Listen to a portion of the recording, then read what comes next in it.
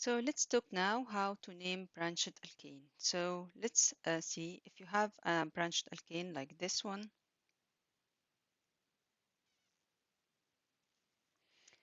and with some substituents.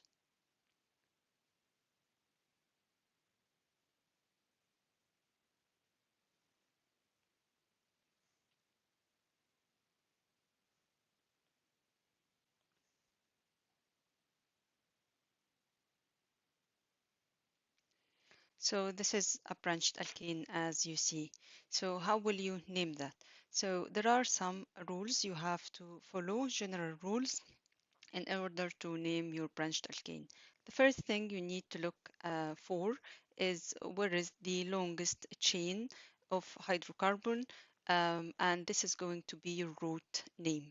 So the longest chain here is this one with the black ink. And if so, this is the longest one. The other branches are smaller, so this is going to be your root name. Now you need to find out how many carbons are there in this root hydrocarbon. This is the longest chain. So you need to number it. So let's give it numbers.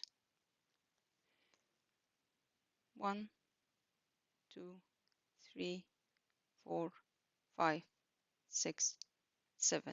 So now we know that the longest chain, which is going to be our root name, is for 7 carbon atoms. That means the name will be heptane. So this is your root name, so it's going to be heptane. The second thing you need to look at are the different substituents on the main carbon chain. So we have here So here we have a propyl group and at position number 4. So this is a propyl because it has 1, 2, 3 carbons. So this is a propyl group here at position number 4. So we have 4 propyl. And then you have 3 methyl groups at position number 2, position number 3, and position number 5. So now you have 2, 3, and 5 trimethyl. Tri means 3 different methyl group. So this is why we say 2, 3, 5 trimethyl. Now we need to write this whole name all together. We don't have any other substituent, so this is the whole thing. How would we name that? So the root name will come at the end. So heptane will come at the end of the name. Then we have two different types of substituents. We have the 4-propyl and the 2,3,5-trimethyl. How would we arrange them? So we arrange them in alphabetical order. So we write the methyl before propyl. Someone might say, but it's trimethyl, and if we arrange them in order, then it will be propyl first before the tri. Then I will then tell you that we are looking at the name of substituents, not the number of substituents. So tri, di, tetra or whatever that refers to how many. This is not included in the alphabetical order. So we start first with the 2, 3, 5 trimethyl, then 4 propyl, and then at the end you're gonna get the heptane. Okay, so another important point you need to think about. So when I give my parent hydrocarbon numbers, I started off from the left, not from the right. Is there a problem? Is there a rule about that? Can I start the numbering from the right? Let's give it a try and see how it would look like. So let's say that this is the same alkane now. So we started like this. Okay, and again I will put the same substituents in the same positions.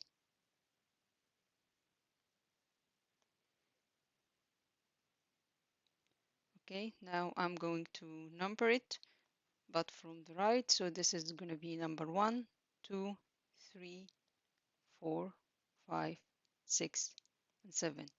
If you try to give it a name now following the same rules, then you will find that your substituent will be now you have the methyl substituent at position 3, 5, and 6. So it's going to be 3, 5, 6 trimethyl, and it's going to be 4 propyl. At the end, there is heptane because the propyl is still in position number 4. If you look now in the original name, you have 2, 3, 5, and 4, but in the other one, it's 3, 5, 6, and 4. So we always number the our root hydrocarbon from the position that will give the substituent the lowest number, the lowest possible numbers. So clearly 2, 3, 5, and 4 is lower than 3, 5, 6, and 4. So this is why we have to number it from the left now, not from the right. And you can then apply this to any hydrocarbon. Just see which way of numbering, which direction will give the substituent the lowest number. So this is what we have been talking about. So to name the branched alkane, you need to identify the longest carbon chain, which is the heptane here with the 7 carbon atoms, and then number the carbon atoms of the chain. We have to, the direction of numbering will have to give the substituent the lowest number. And so here we have propyl at position number 4, and we have 3 methyl groups at position 2, 3, and 5. So the name will be 235 trimethyl for propyl heptane. The other name is incorrect if you started numbering from the other direction. Again, there are the general rules. Find the longest straight chain in the molecule, give it the root name. The longest chain is numbered from the one end, chosen to give the lowest position numbers for the substituent. This is what I have been talking about. This is why we numbered it from the left, not from the right. The root name was the substituent descriptor, which means that the substituent here are methyl or propyl. And then, if more than one is present, give them in alphabetical order. So we start with the substituent. The root name will come at the end. Okay, and we arrange them in alphabetical order. So whatever the number, we can have other substituents. We can have chloro, bromo, whatever. So we always arrange them in alphabetical order. Now, how to draw the structure from the name. So let's look again at the same branched alkane, which is 235 trimethyl for propyl heptane.